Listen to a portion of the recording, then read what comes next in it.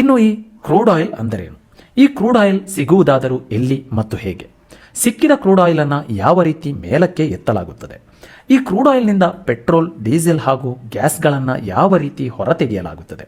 ನಾವುಗಳು ಖರೀದಿಸುವ 1 litre petrol, diesel ಬೆಲೆಗಳನ್ನು ಯಾವ ರೀತಿ ನಿರ್ಣಯಿಸಲಾಗುತ್ತದೆ? ಸರ್ಕಾರಗಳಿಗೆ ಇದರಿಂದ ಬರುವ ಆದಾಯವೆಷ್ಟು? ಈ ರೀತಿಯ ಹಲವು ಪ್ರಶ್ನೆಗಳಿಗೆ ಇಂಟ್ರೆಸ್ಟಿಂಗ್ ಆಗಿರುವ ಉತ್ತರವನ್ನು ನಿಮ್ಮ ಮುಂದೆ ಇಡುವ ಪ್ರಯತ್ನ.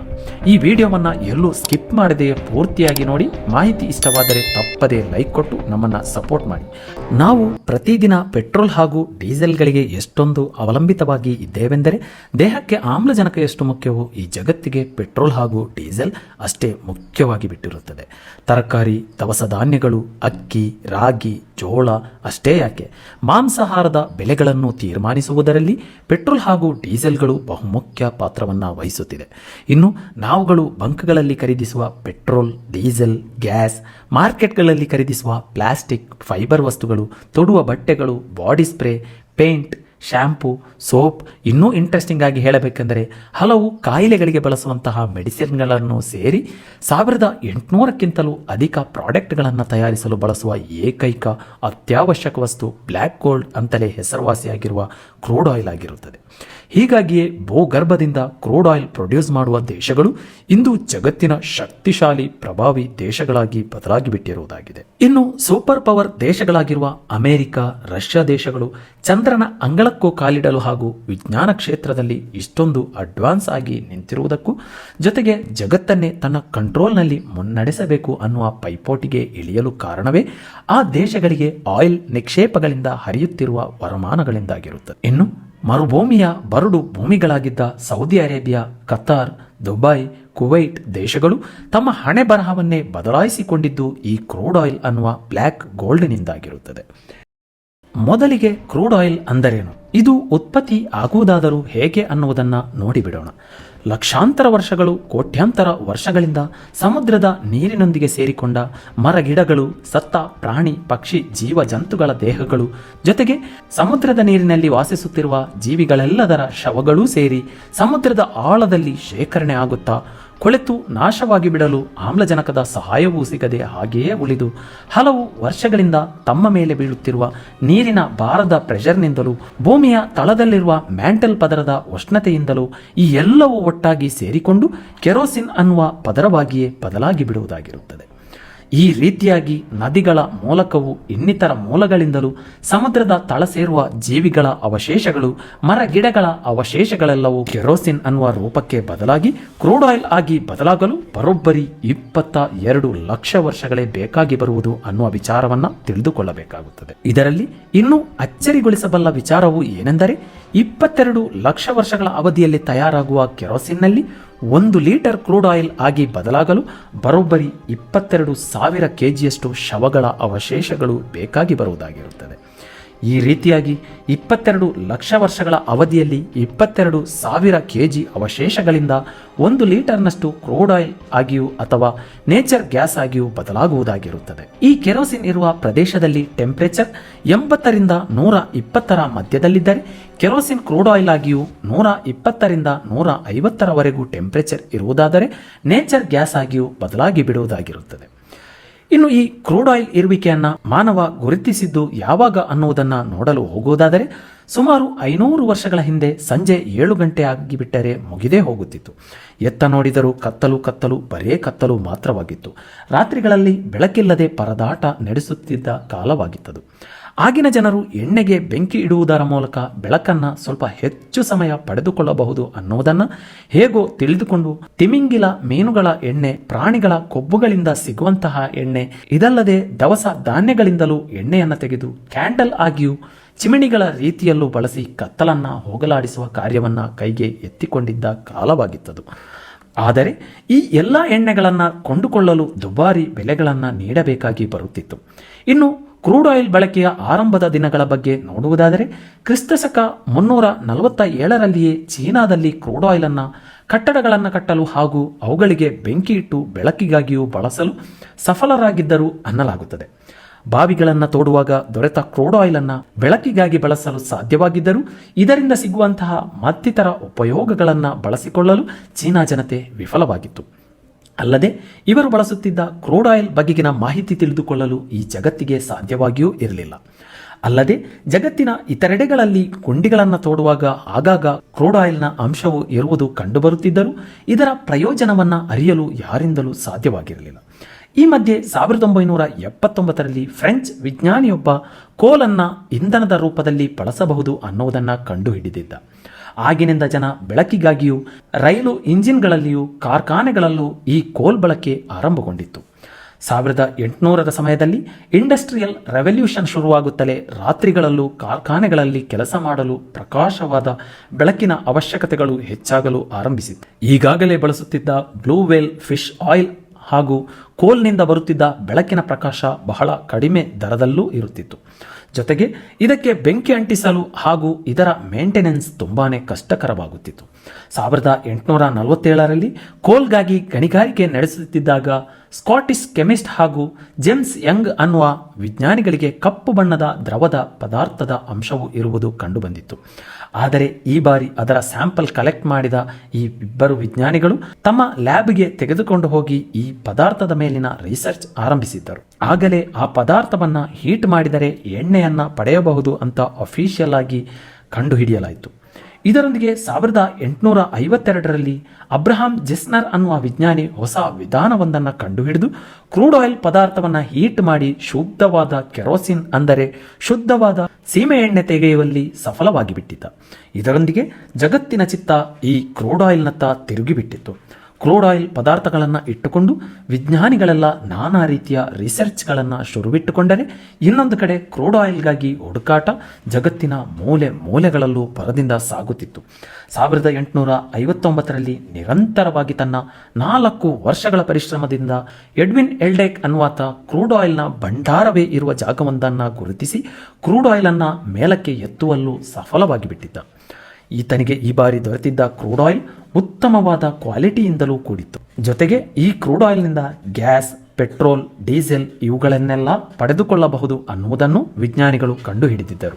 ಜಗತ್ತು ಇಂದು ಮಿನುಗುತ್ತಿರುವುದಕ್ಕೂ ಟೆಕ್ನಾಲಜಿಗಳಿಂದ ಇಷ್ಟು ಅಡ್ವಾನ್ಸ್ ಆಗಿರುವುದಕ್ಕೂ ಒಂದೇ ಒಂದು ಕಾರಣ, ಅಂದು ಈ ಕ್ರೂಡ್ ಆಯಿಲ್ನೊಂದಿಗೆ ಪ್ರಯೋಗ ನಡೆಸಿ ಸಕ್ಸಸ್ ಕಂಡಿದ್ದರಿಂದ ಮಾತ್ರವಾಗಿರುತ್ತದೆ.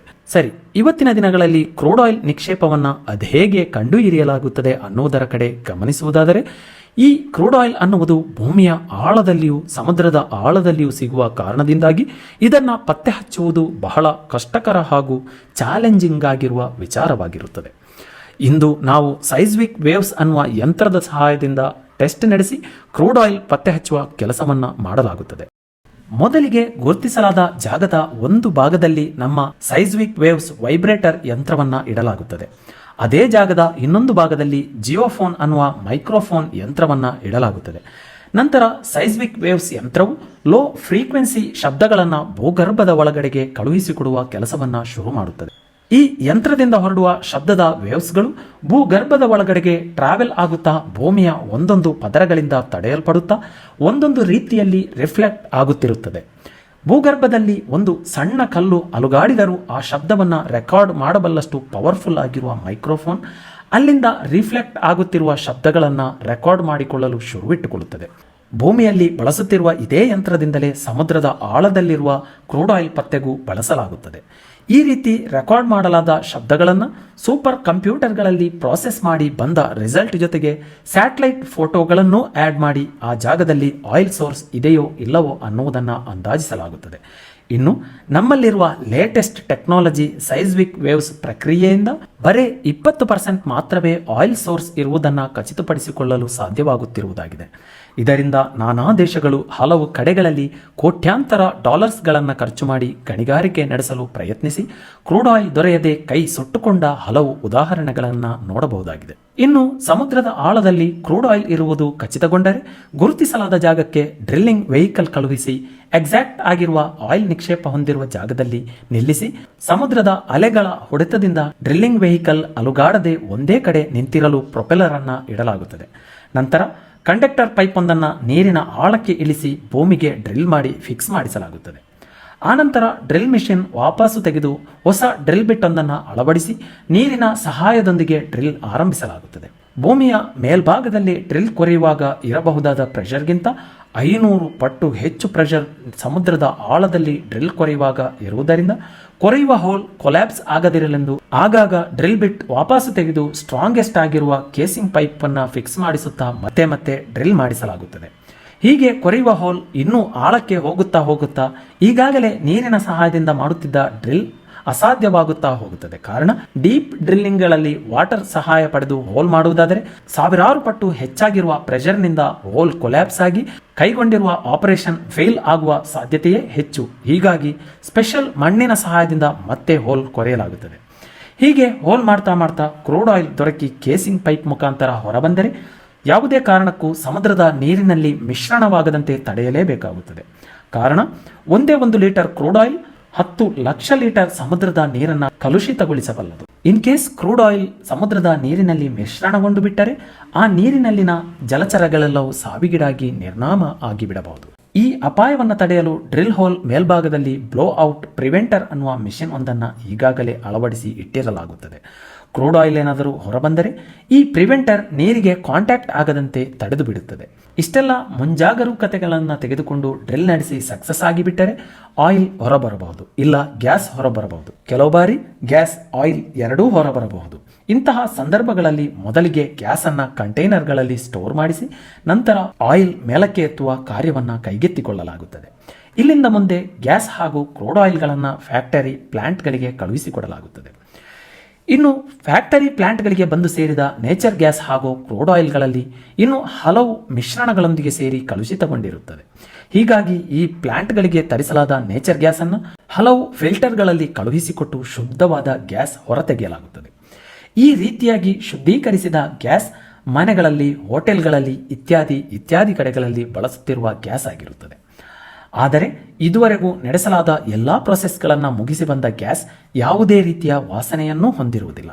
ಹೀಗಾಗಿ ಗ್ಯಾಸ್ ಲೀಕ್ ಆಗಿರುವುದನ್ನು ತಿಳಿಯಪಡಿಸಲೆಂದೇ ಮೆರ್ಕ್ಯಾಪ್ಟನ್ ಅನ್ನುವ ಕೆಮಿಕಲ್ ಮಿಶ್ರಣಗೊಳಿಸಿ ಇಂದು ಗ್ಯಾಸ್ನಿಂದ ನಮ್ಮ ಮೂಗಿಗೆ ಬಡಿಯುತ್ತಿರುವ ಸ್ಮೆಲ್ ಬರುವಂತೆ ಮಾಡಿರುವುದಾಗಿರುತ್ತದೆ.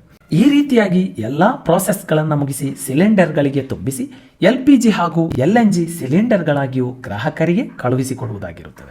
ಇನ್ನು ನಮ್ಮ ಕ್ರೂಡ್ ಆಯಿಲ್ ಕಡೆಗೆ ನೋಡುವುದಾದರೆ ಇಲ್ಲೂ ಮೊದಲಿಗೆ ಕ್ರೂಡ್ ಆಯಿಲ್ ಅನ್ನು ಹಲವಾರು ಫಿಲ್ಟರ್ಗಳಿಂದ ಸ್ವಚ್ಛಗೊಳಿಸಲಾಗುತ್ತದೆ. ನಂತರ ಕ್ಲೀನ್ ಆಗಿರುವ ಕ್ರೂಡ್ ಆಯಿಲ್ ಅನ್ನು ದೊಡ್ಡದಾದ ಸಿಲಿಂಡರ್ ಒಂದರ ಒಳಗಡೆ ಕಳುಹಿಸಿಕೊಟ್ಟು ಹೀಟ್ ಮಾಡಿಸಲಾಗುತ್ತದೆ. 20 ಡಿಗ್ರಿ ಟೆಂಪರೇಚರ್ನಲ್ಲಿ ಬಾಯ್ಲ್ ಮಾಡಿಸುವಾಗ ಮೊದಲಿಗೆ ಕ್ರೂಡ್ ಆಯಿಲ್ನಲ್ಲಿರುವ ನೇಚರ್ ಗ್ಯಾಸ್ ಬೇರ್ಪಡಲು ಆರಂಭವಾಗುತ್ತದೆ. 40 ಡಿಗ್ರಿಯಿಂದ 150 ಡಿಗ್ರಿಯ ಮಧ್ಯೆ ಬಾಯ್ಲ್ ಆಗುವಾಗ ಕ್ರೂಡ್ ಆಯಿಲ್ನಿಂದ ಪೆಟ್ರೋಲ್ ಬೇರ್ಪಟ್ಟು ಪ್ರತ್ಯೇಕವಾಗಿ ಬಿಡುತ್ತದೆ. ಮುಂದೆ 150ರಿಂದ 200 ಡಿಗ್ರಿಯಲ್ಲಿ ಕೆರೋಸಿನ್ ಹೊರಬರುತ್ತದೆ. 200ರಿಂದ 300 ಡಿಗ್ರಿ ಬಾಯ್ಲ್ ಆಗುವಾಗ ಡೀಸೆಲ್, 300 ಡಿಗ್ರಿಯಿಂದ 400 ಡಿಗ್ರಿಯಲ್ಲಿ ಹೀಟ್ ಮಾಡುವಾಗ ಪ್ರೊಪೇನ್ ಆಯಿಲ್, 500ರಿಂದ 600 ಡಿಗ್ರಿಗಳಲ್ಲಿ ಹೀಟ್ ಇನ್ಕ್ರೀಸ್ ಮಾಡ್ತಾ ಹೋದಂತೆಲ್ಲ ಇನ್ನಿತರ ಪ್ರಾಡಕ್ಟ್ಗಳು ಒಂದೊಂದಾಗಿ ಕ್ರೂಡ್ ಆಯಿಲ್ನಿಂದ ಬೇರ್ಪಟ್ಟು ನಮ್ಮ ಕೈ ಸೇರುವುದಾಗಿರುತ್ತದೆ. ಇನ್ನು ನಮ್ಮ ದೇಶದಲ್ಲಿ ನಮಗೆ ಬೇಕಾದಷ್ಟು ಕ್ರೂಡ್ ಆಯಿಲ್ ಸಿಗದೆ ಇರುವುದರಿಂದ ವಿದೇಶಗಳಿಂದ ಬ್ಯಾರೆಲ್ ಲೆಕ್ಕಾಚಾರದಲ್ಲಿ ಇಂಪೋರ್ಟ್ ಮಾಡಿಕೊಳ್ಳಬೇಕಾಗುತ್ತದೆ. ಒಂದು ಬ್ಯಾರೆಲ್ ಅಂದರೆ ಸರಿಯಾಗಿ 159 ಲೀಟರ್ಗಳಾಗಿರುತ್ತದೆ. ಈ ಬ್ಯಾರೆಲ್ ಒಂದು 159 ಲೀಟರ್ ಅಳತೆಯ ಬ್ಯಾರೆಲ್ ಆಗಿರಲು ಕಾರಣ ಅಮೆರಿಕನ್ನರು ಮೊಟ್ಟ ಮೊದಲ ಬಾರಿಗೆ ಕ್ರೂಡ್ ಆಯಿಲ್ಗಳನ್ನು ಇತರ ದೇಶಗಳಿಗೆ ಎಕ್ಸ್ಪೋರ್ಟ್ ಮಾಡಲು ಶುರುವಿಟ್ಟುಕೊಂಡಾಗ ಅಂದಿನ ಕಾಲದಲ್ಲಿ ಮರದಿಂದ ತಯಾರಿಸಲಾದ ಬ್ಯಾರೆಲ್ನಲ್ಲಿ 159 ಲೀಟರ್ ತುಂಬಿಸಬಲ್ಲ ಸಾಮರ್ಥ್ಯವನ್ನು ಹೊಂದಿತ್ತು. ಹೀಗಾಗಿ ಅಂದಿನಿಂದ ಶುರುವಾದ ಈ ಬ್ಯಾರೆಲ್ ಲೆಕ್ಕಾಚಾರದ ಎಕ್ಸ್ಪೋರ್ಟ್ ಹಾಗೂ ಇಂಪೋರ್ಟ್ ಇಂದಿನವರೆಗೂ ಅದೇ ಅಳತೆಯಲ್ಲೇ ವ್ಯಾಪಾರ ವ್ಯವಹಾರಗಳನ್ನು ನಡೆಸುತ್ತಿರುವುದಾಗಿರುತ್ತದೆ. ಇನ್ನು ಈ 159 ಲೀಟರ್ನ ಒಂದು ಬ್ಯಾರೆಲ್ ಕ್ರೂಡ್ ಆಯಿಲ್ನಿಂದ 170 ಲೀಟರ್ ಪ್ರಾಡಕ್ಟ್ಗಳನ್ನು ಪಡೆದುಕೊಳ್ಳಬಹುದು ಅನ್ನುವುದೇ ಇದರ ವಿಶೇಷತೆಗಳಲ್ಲಿ ಒಂದು. ಅಂದರೆ ಒಂದು ಬ್ಯಾರೆಲ್ ಕ್ರೂಡ್ ಆಯಿಲನ್ನು ಬಾಯ್ಲ್ ಮಾಡಿ ಪಡೆಯುವ ಪ್ರಾಡಕ್ಟ್ಗಳನ್ನು ಲೀಟರ್ ಲೆಕ್ಕದಲ್ಲಿ ಅಳೆಯುವಾಗ 170 ಲೀಟರ್ ಪ್ರಾಡಕ್ಟ್ ಆಗಿ ಬದಲಾಗುವುದಾಗಿರುತ್ತದೆ.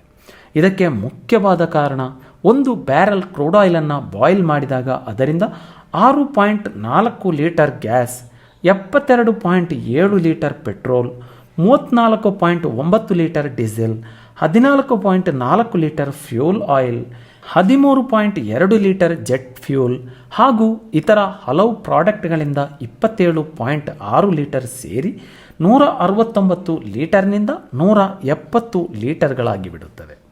ಯಾಕೆಂದರೆ ಗ್ಯಾಸ್ ಹಾಗೂ ಸೆಮಿ ಗ್ಯಾಸ್ ಆಗಿರುವ ಪೆಟ್ರೋಲ್ ಕ್ರೂಡ್ ಆಯಿಲ್ನಿಂದ ಬೇರ್ಪಡುವಾಗ ತಮ್ಮ ಗಾತ್ರವನ್ನು ಹೆಚ್ಚಿಸಿಕೊಳ್ಳುವುದರಿಂದ 10 ಲೀಟರ್ನಷ್ಟು ಹೆಚ್ಚಾಗಿ 170 ಲೀಟರ್ ಪ್ರಾಡಕ್ಟ್ಗಳನ್ನು ಪಡೆಯಲು ಸಾಧ್ಯವಾಗುತ್ತಿರುವುದಾಗಿದೆ. ಇನ್ನು ಈ ಕ್ರೂಡ್ ಆಯಿಲ್ ಅನ್ನುವ ಬ್ಲ್ಯಾಕ್ ಗೋಲ್ಡ್ನಲ್ಲಿ ವೇಸ್ಟೇಜ್ ಅನ್ನುವುದು ಇರುವುದೇ ಇಲ್ಲ. ಬಾಯ್ಲ್ ಮಾಡಿದಾಗ ಕೊನೆಯದಾಗಿ ಸಿಗುವ ಪ್ರಾಡಕ್ಟನ್ನು ಇಂದು ರಸ್ತೆಗಳಿಗೆ ತಾರಾಗಿ ಬಳಸುತ್ತಿರುವುದಾಗಿದೆ. ಇನ್ನು ವೇಸ್ಟೇಜ್ ಅನ್ನುವ ಪದಕ್ಕೆ ಅವಕಾಶವೇ ಕೊಡದ ಕ್ರೂಡ್ ಆಯಿಲ್ನಿಂದ 1800ಕ್ಕೂ ಅಧಿಕ ಪ್ರಾಡಕ್ಟ್ಗಳನ್ನು ತಯಾರಿಸಲು ಈಗಾಗಲೇ ಬಳಸುತ್ತಿದ್ದೇವೆ. ಅಂದರೆ ನಾವು ಸಂಪೂರ್ಣವಾಗಿ ಕ್ರೂಡ್ ಆಯಿಲ್ಗೆ ಅವಲಂಬಿಸಿ ಬಿಟ್ಟಿರುತ್ತೇವೆ ಅಂದರೂ ತಪ್ಪಾಗಲಾರದು. ಇನ್ನು ನಮ್ಮ ಭಾರತ ದೇಶದ ಕಡೆಗೆ ನೋಡುವುದಾದರೆ ಭಾರತವು 18% ಕ್ರೂಡ್ ಆಯಿಲನ್ನು ತನ್ನ ಭೂಗರ್ಭದಿಂದಲೇ ಪ್ರೊಡ್ಯೂಸ್ ಮಾಡುತ್ತಿದೆ. ಇನ್ನುಳಿದ 82% ಕ್ರೂಡ್ ಆಯಿಲ್ ವಿದೇಶಗಳಿಂದ ಇಂಪೋರ್ಟ್ ಮಾಡಿಕೊಳ್ಳುತ್ತಿರುವುದಾಗಿದೆ. Indian Oil, Bharat petroleum, Hindustan petroleum, Reliance ಕಂಪನಿಗಳು ಕ್ರೂಡ್ ಆಯಿಲನ್ನು ಶಿಪ್ಗಳಿಂದಲೂ ಮತ್ತಿತರ ಟ್ರಾನ್ಸ್ಪೋರ್ಟ್ಗಳ ಮೂಲಕ ತಮ್ಮ ಪ್ಲಾಂಟ್ಗಳಿಗೆ ತರಿಸಿಕೊಳ್ಳಬೇಕಾಗುತ್ತದೆ. 159 ಲೀಟರ್ ಹೊಂದಿರುವ ಬ್ಯಾರೆಲ್ ಒಂದಕ್ಕೆ ವಿಡಿಯೋ ಮಾಡುತ್ತಿರುವ ದಿನದ ಪ್ರೈಸ್ನ ಪ್ರಕಾರ $80 ಅಂದರೆ $6,647 ಕೊಟ್ಟು ಖರೀದಿಸಿ, ನಂತರ transport charge, port fee, insurance charge ಎಲ್ಲವನ್ನೂ ಪಾವತಿ ಮಾಡಿ ಪ್ಲಾಂಟ್ಗಳಲ್ಲಿ ರಿಫೈಂಡ್ ಮಾಡಿದ ಎಲ್ಲ ಖರ್ಚುಗಳನ್ನು ಲೆಕ್ಕ ಹಾಕಿದಾಗ ಪೆಟ್ರೋಲ್ಗೆ $57.35 ಬೇಸ್ ಪ್ರೈಸ್ ಆಗಿರುತ್ತದೆ. ಇನ್ನು ಇದಕ್ಕೆ ಸೆಂಟ್ರಲ್ ಗವರ್ಮೆಂಟ್ ಕಡೆಯ ಎಕ್ಸೈಸ್ ಡ್ಯೂಟಿ ಟ್ಯಾಕ್ಸ್ ಲೀಟರ್ ಒಂದಕ್ಕೆ $19.90 ಜೊತೆಗೆ ರಾಜ್ಯ ಸರ್ಕಾರದ $21.17 ವ್ಯಾಟ್ ಟ್ಯಾಕ್ಸ್ ವಿಧಿಸಿ ಪೆಟ್ರೋಲ್ ಬಂಕ್ ಡೀಲರ್ ಪ್ರೈಸ್ $3.50 ಇವೆಲ್ಲವೂ ಒಟ್ಟಾಗಿಸಿ ಪೆಟ್ರೋಲ್ ಗ್ರಾಹಕರ ಕೈ ಸೇರುವಾಗ ಈ ವಿಡಿಯೋ ಮಾಡುವಾಗ ಇದ್ದ ಬೆಲೆ $102 $103 ಬಿಟ್ಟಿರುತ್ತದೆ. ಇನ್ನು $58.15 ಬೇಸ್ ಪ್ರೈಸ್ನೊಂದಿಗೆ ಪ್ಲಾಂಟ್ನಿಂದ ಹೊರಬರುವ ಡೀಸೆಲ್ ಸೆಂಟ್ರಲ್ ಗವರ್ಮೆಂಟ್ನ $15.80, ರಾಜ್ಯ ಸರ್ಕಾರದ $14 ವ್ಯಾಟ್ ಸೇರಿಸಿ ಬಂಕ್ ಡೀಲರ್ $2.50 ಎಲ್ಲವನ್ನೂ ಸೇರಿಸಿ ನಮ್ಮ ಕೈ ಸೇರುವಾಗ $88-89 ಬಿಡುತ್ತದೆ. ಇನ್ನು 2017-18ರ 1 ವರ್ಷದ ಡಾಟಾ ಪ್ರಕಾರ ನಮ್ಮ ಸೆಂಟ್ರಲ್ ಗವರ್ಮೆಂಟ್ ಪೆಟ್ರೋಲ್ ಡೀಸೆಲ್ಗೆ ವಿಧಿಸಿದ ಎಕ್ಸೈಸ್ ಡ್ಯೂಟಿ ಟ್ಯಾಕ್ಸ್ನಿಂದ $3,65,000 ಕೋಟಿ ರೂಪಾಯಿಗಳನ್ನು ಇನ್ಕಮ್ ರೂಪದಲ್ಲಿ ಪಡೆದುಕೊಂಡಿರುತ್ತದೆ. ವರ್ಷವೊಂದಕ್ಕೆ ನಮ್ಮ ರಾಜ್ಯ ಸರ್ಕಾರವು ಪೆಟ್ರೋಲ್ ಡೀಸೆಲ್ನಿಂದ 20,000 ಕೋಟಿಗಿಂತಲೂ ಅಧಿಕ ಸಂಪಾದನೆಯನ್ನು ಮಾಡುತ್ತಿರುವುದಾಗಿದೆ. ಇನ್ನು 120 ವರ್ಷಗಳಿಂದ ನಿರಂತರವಾಗಿ ಭೂಗರ್ಭದಿಂದ ಕ್ರೂಡ್ ಆಯಿಲನ್ನು ಮೇಲಕ್ಕೆ ಎತ್ತುತ್ತಿರುವ ಮಾನವ ಸುಮಾರು 1 ಟ್ರಿಲಿಯನ್ಗಿಂತಲೂ ಅಧಿಕ ಬ್ಯಾರೆಲ್ಗಳನ್ನು ಈಗಾಗಲೇ ತೆಗೆದು ಉಪಯೋಗಿಸಿ ಮುಗಿಸಿಬಿಟ್ಟಾಗಿರುತ್ತದೆ. ಇನ್ನು ಈ ಭೂಗರ್ಭದಲ್ಲಿ ಬಾಕಿ ಉಳಿದಿರಬಹುದು ಅನ್ನಲಾಗುವ ಕ್ರೂಡ್ ಆಯಿಲ್ ನಿಕ್ಷೇಪದ ಲೆಕ್ಕಾಚಾರದ ಪ್ರಕಾರ 1.73 ಟ್ರಿಲಿಯನ್ ಬ್ಯಾರೆಲ್ಗಳಷ್ಟು ಅನ್ನಲಾಗುತ್ತದೆ. ಸದ್ಯದ ಪರಿಸ್ಥಿತಿಯಲ್ಲಿ ದಿನವೊಂದಕ್ಕೆ 9,30,00,000 ಬ್ಯಾರೆಲ್ ಕ್ರೂಡ್ ಆಯಿಲನ್ನು ತೆಗೆದು ಉಪಯೋಗಿಸಿಕೊಳ್ಳುತ್ತಿದ್ದೇವೆ. ನಮ್ಮ ಭಾರತ ದೇಶವೊಂದರಲ್ಲಿ 47 ಲಕ್ಷ ಬ್ಯಾರೆಲ್ಗಳನ್ನು ದಿನವೊಂದಕ್ಕೆ ಬಳಸಿ ಮುಗಿಸಿಬಿಡುತ್ತಿದ್ದೇವೆ. ಇದೇ ವೇಗದಲ್ಲಿ ಕ್ರೂಡ್ ಆಯಿಲ್ ಅನ್ನು ಬಳಸುತ್ತಿದ್ದರೆ ಇನ್ನುಳಿದ 1.7 ಟ್ರಿಲಿಯನ್ ಕ್ರೂಡ್ ಆಯಿಲ್ ಮುಂದಿನ 50 ವರ್ಷಗಳ ಒಳಗಡೆ ಸಂಪೂರ್ಣವಾಗಿ ಖಾಲಿ ಮಾಡಿ ಒಂದು ತೊಟ್ಟನ್ನು ಕೂಡ ಬಾಕಿ ಉಳಿಸದೆ ಮುಗಿಸಿಬಿಟ್ಟಿರ್ತೀವಿ ಅನ್ನುವುದು ಹಲವು ಸರ್ವೆಗಳಿಂದ ತಿಳಿದುಕೊಳ್ಳಲಾಗಿರುವ ವಿಚಾರವಾಗಿರುತ್ತದೆ. 22 ಲಕ್ಷ ವರ್ಷಗಳ ಕಾಲ ತೆಗೆದುಕೊಂಡು ಉತ್ಪತ್ತಿಯಾಗಿರುವ ಬ್ಲ್ಯಾಕ್ ಗೋಲ್ಡ್ ಅಂತಲೇ ಕರೆಸಿಕೊಳ್ಳುವ ಕ್ರೂಡ್ ಆಯಿಲ್ 22,000 ಕೆಜಿ ವಸ್ತುಗಳಿಂದ ಉತ್ಪತ್ತಿಯಾಗಿರುವ 1 ಲೀಟರ್ ಕ್ರೂಡ್ ಆಯಿಲ್ನ ಟ್ರಿಲಿಯನ್ ಗಟ್ಟಲೆ ಲೀಟರ್ ಕ್ರೂಡ್ ಆಯಿಲ್ ಅನ್ನ ಬರೀ 170 ವರ್ಷಗಳಲ್ಲಿ ಮೇಲಕ್ಕೆ ಎತ್ತಿ ಬರಡು ಭೂಮಿಯಾಗಿಸಿರುವುದು ಮಾನವನ ಸಾಧನೆ ಅನ್ನಬೇಕೋ ಅಥವಾ ಮಿತಿಮೀರಿದ ಅತಿ ಆಸೆ ಅನ್ನಬೇಕೋ, ಇಲ್ಲ ತನ್ನನ್ನ ತನ್ನ ಸಂತತಿಯನ್ನೇ ನಾಶಪಡಿಸಿಕೊಳ್ಳುವ ಅವಸರದ ವೇಗವೋ ಒಂದು ಗೊತ್ತಾಗುತ್ತಿಲ್ಲ. ಒಟ್ಟಿನಲ್ಲಿ ಪೆಟ್ರೋಲ್ ಹಿಸ್ಟರಿಯನ್ನ ಮೊದಲಿನಿಂದ ಕೊನೆಯವರೆಗೂ ವಿವರಿಸಲಾದ ಈ ವಿಡಿಯೋವನ್ನು ಪೂರ್ತಿಯಾಗಿ ನೋಡಿ ಮುಗಿಸಿದ ನಿಮ್ಮ ಅನಿಸಿಕೆ ಅಭಿಪ್ರಾಯಗಳನ್ನು ಕಾಮೆಂಟ್ನಲ್ಲಿ ತಿಳಿಸಿ. ಈ ಮಾಹಿತಿ ಇಷ್ಟವಾದರೆ ಲೈಕ್ ಮಾಡಿ, ಸಾಧ್ಯವಾದರೆ ಒಂದಿಬ್ಬರೊಂದಿಗೆ ಶೇರ್ ಮಾಡಿ, ನಮ್ಮನ್ನು ಸಪೋರ್ಟ್ ಮಾಡುವುದರೊಂದಿಗೆ ಅವರಿಗೂ ಈ ಮಾಹಿತಿಯನ್ನು ತಲುಪಿಸಿ ಅನ್ನುತ್ತಾ ಸೈನಿಂಗ್ ಆಫ್ ಹೇಳ್ತಿರುವುದು ನಾನು ನಿಮ್ಮ ಮಿಸ್ಟರ್ ಮ್ಯಾಕ್.